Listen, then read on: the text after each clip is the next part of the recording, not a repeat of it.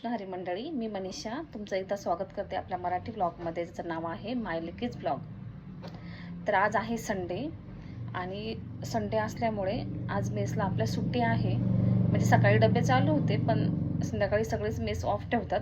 तेवढाच एक दिवस रिलॅक्स असतो. भाजीपाला आणण्यासाठी किंवा मग दळण दळण्यासाठी अजून बरेच कामे असतात नाही का. तर मग म्हटलं आज तुमच्याशी बोलावं. तर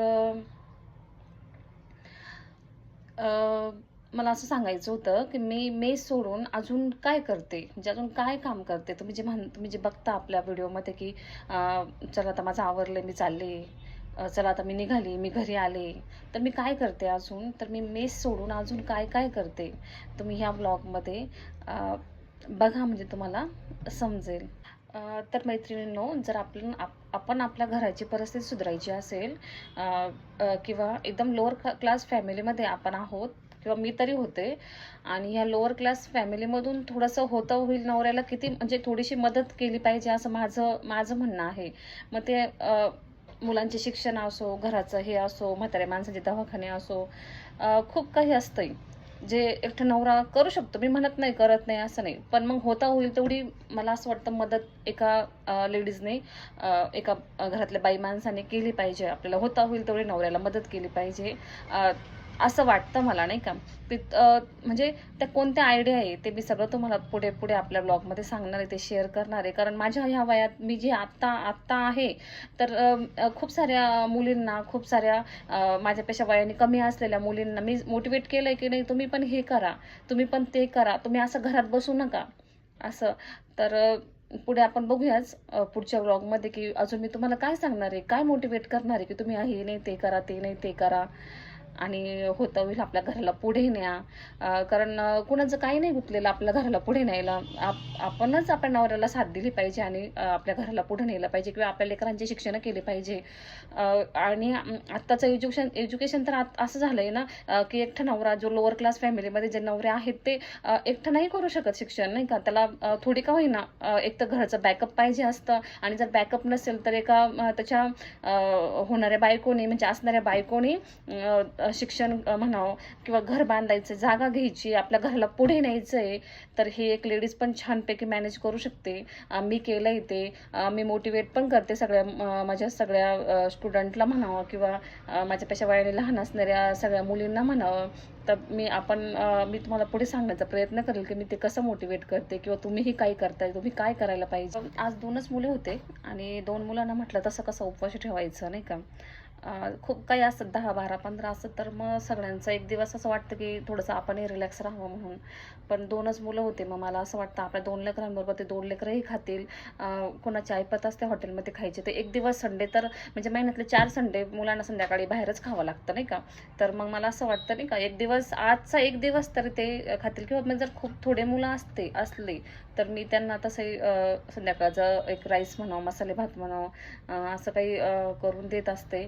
आणि कधी कधी जर खूपच त्रासले, म्हणजे खूपच जर थकले असेल तर मग माझ्याच्याने नाही शक्य होत, तर मग एक दिवस मुलं बाहेरच खातात. पण आज 2च मुलं होते, म्हटलं मग चला आपण त्यांना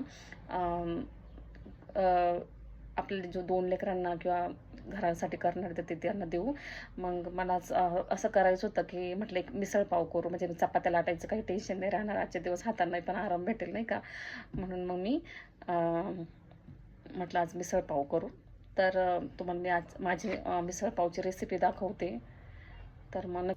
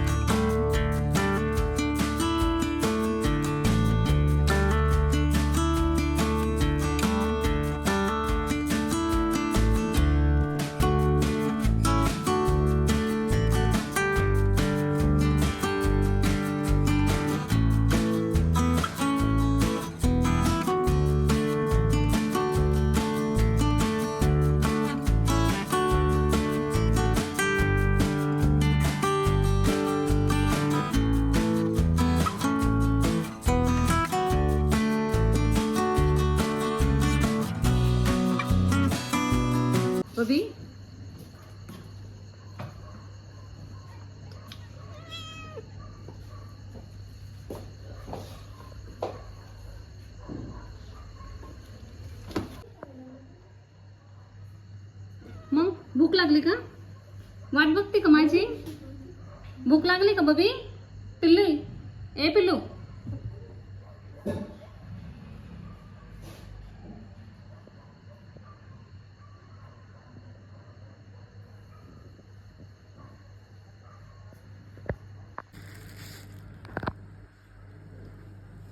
पाव आणले, पुरीनं खारी आणली. आता मला करायचा चहा.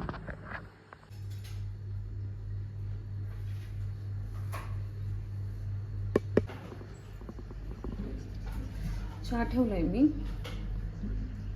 दूध एवढं शिल्लक होतं तरी दीदीने सांगितलं नाही, परत दूध आलंय. कुछ तुला चहा प्यायचा आहे का ग? नाही प्यायचा ना? बर.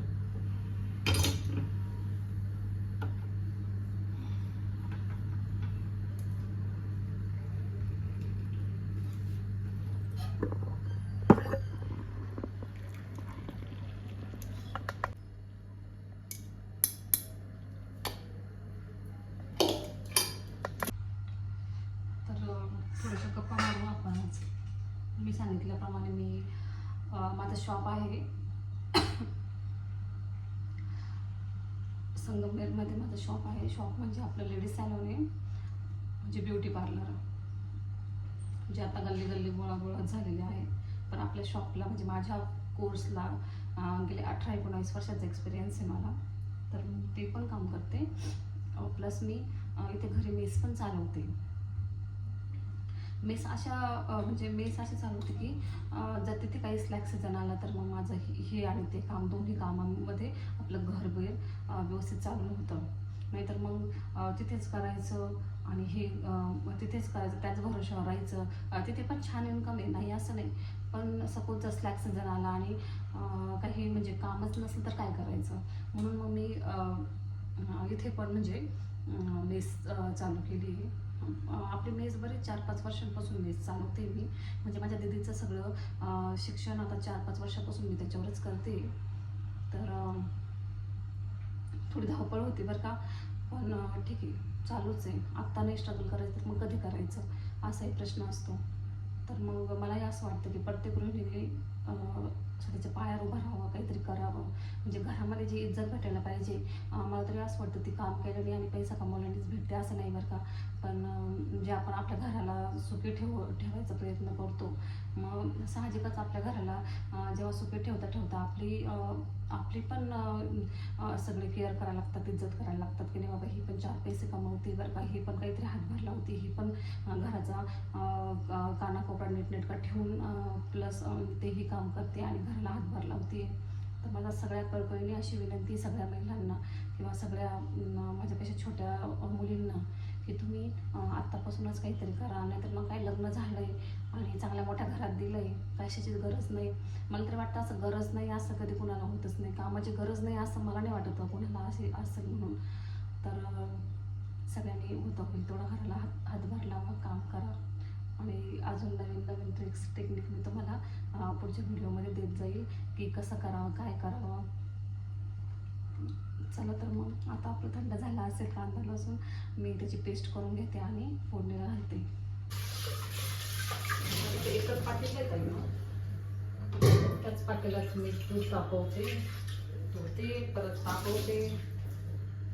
तुम्ही म्हणाले का स्टीलचे पातेले वापरायचे, माझ्याकडे नाहीच स्टीलचे पातेले घ्यायचे. मला एक एक गोष्ट हळूहळू करायला लागते, सगळं सोबत नाही होत नाही का.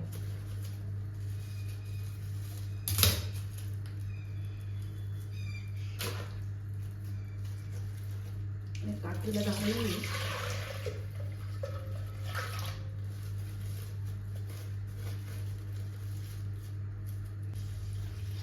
घरात दूध असलं ना म्हणजे मग बरं वाटतं. कोणाला भाजी आवडली नाही आवडली, दूध भाकर दूध चपाती खाता येते कोणाला पण, टेन्शन नाही राहते दुधाचं. दूध असलं की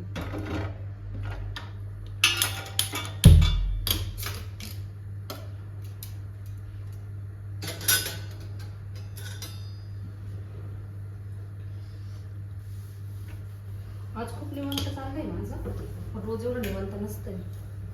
रोज 7 वाजायचं उशीर गेलं की दुकानावरून निघावं लागतं. आपलं दुकान कसलं, तुम्ही म्हणत दुकान कसलं, तर मी सांगेल तुम्हाला पुढे आपलं दुकान आहे कसलं इथे.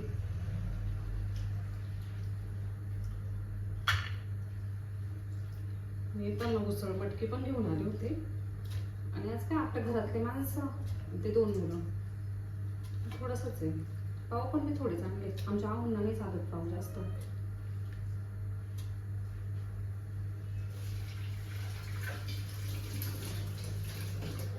दोन तीन पाणी धुवून घेतले ते आधीच माझ्याकडे.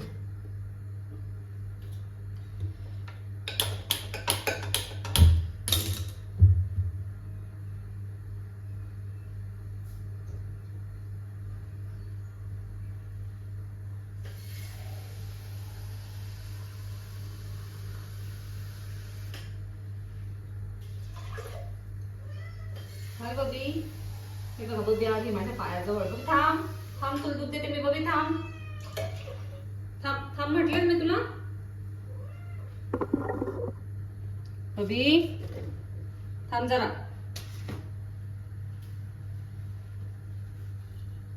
थोडस मीठ टाकून घ्यायचं.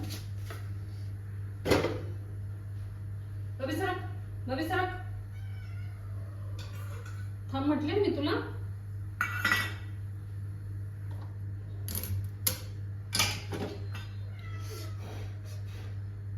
आता हे दूध खूप उकळलेलं आहे. बबीला उकळलेलं दूध नाही चालायचं. काय अजून हे दूध नाही. थांब बबी, बबी मला पाणी शिक बरं तू. थांब थांब बबू, माझ्या बबीला भूक लागली. तिचं दूध गार करायला ठेवली.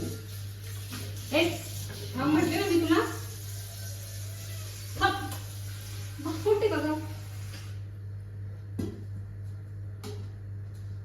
होतंय दूध गार. हे बघा बबी. भूक लागली तुला बबी? बबी तुला भूक लागली का? आली ती परत माझ्याजवळ. बरं का नाही, दूध गरम होते हा, ते गार होते ना, गरम आहे ग खूप दूध. आमच्या बबीला पण पिल्लं होणार आहे आता. पोरी म्हणतात बी होणार आहे, मला तर काही समजत नाही त्याचं अजून. बबी बबी, हो काय बघू?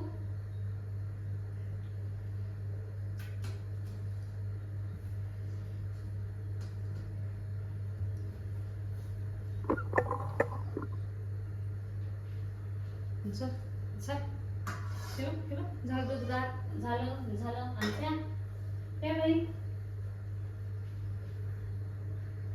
बसले काय ग दुधाला.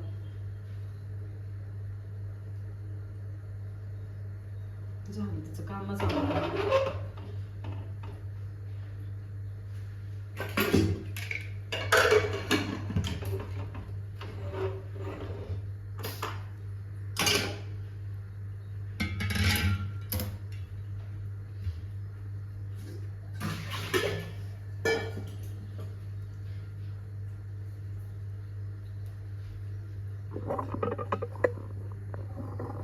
तर आपली पेस्ट झाली.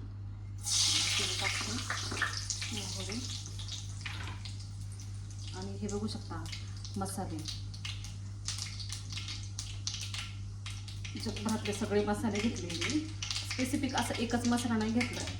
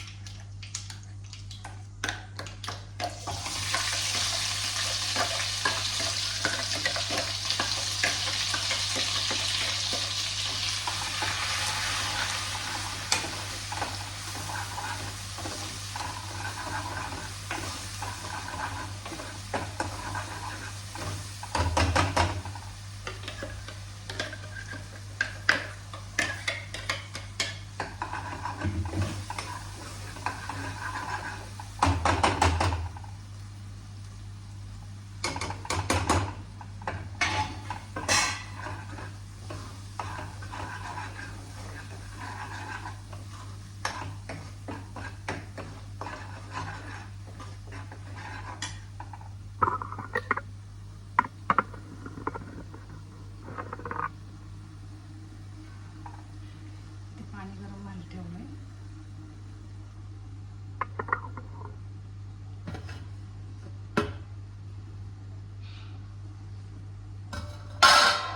खूप छान उकळलं.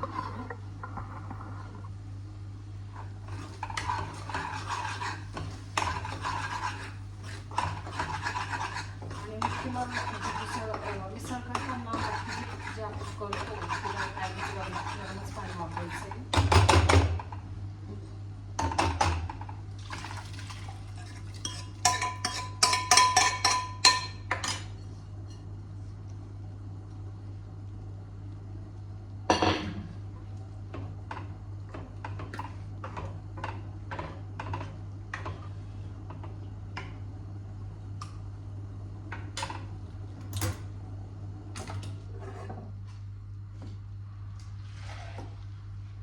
सगळं भांडं धुवून टाकायचं.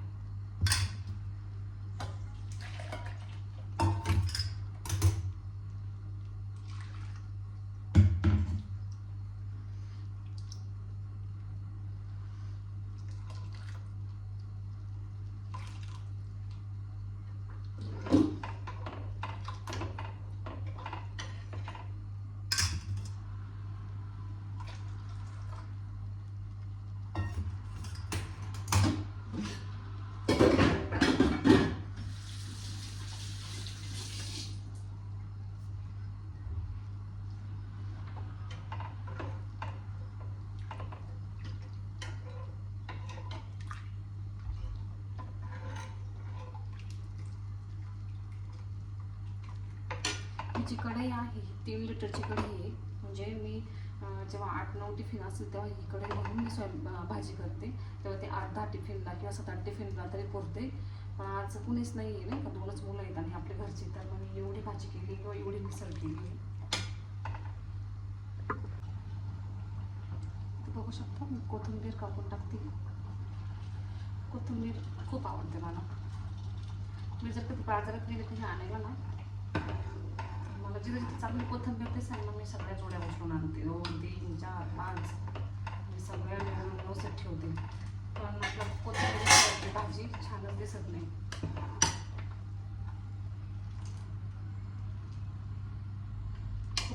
तरी तर नाही केली बरं का मी, कारण माझ्या आहूंना पोरींना पण नाही आवडत.